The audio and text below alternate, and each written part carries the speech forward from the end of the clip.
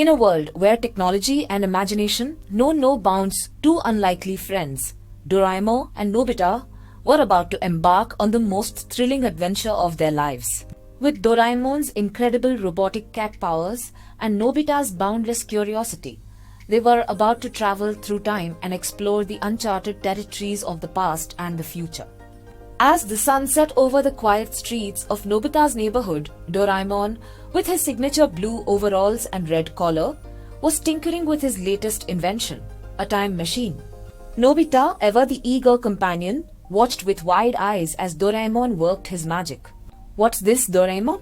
Nobita asked, his voice trembling with excitement. "Aha, my friend," Doraemon replied with a mischievous grin. "This is the time-traveling machine. With this, we can visit any point in history, meet legendary figures and witness pivotal events firsthand."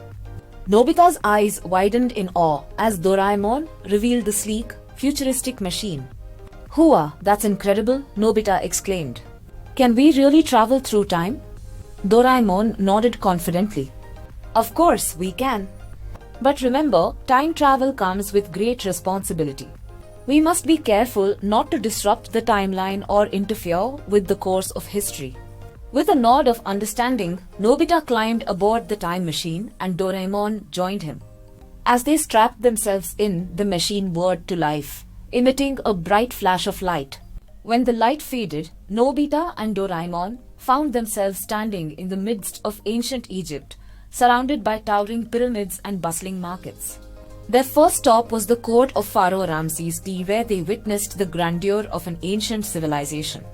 They marveled at the majestic temples, the skilled artisans, and the majestic pharaoh himself. As they explored the city, they stumbled upon a group of young Egyptian children playing with a ball made of papyrus. Nobita, ever the enthusiastic friend, couldn't resist joining in on the fun. He picked up the ball and began to play with the children, laughing and joking with them in a language they didn't understand. Doraemon watched with a smile, happy to see his friend making new friends in a bygone era. As the sun began to set, Doraemon and Nobita reluctantly bid farewell to their new friends and boarded the time machine once more. Their next destination was the futuristic city of Tokyo in the year Safai. As they emerged from the machine, they found themselves in the midst of a bustling metropolis with towering skyscrapers and flying cars zipping by. They visited the Tokyo Tower, now a towering megastructure that stretched high into the sky. They rode the Hyperloop, a high-speed transportation system that whisked them across the city in a matter of seconds.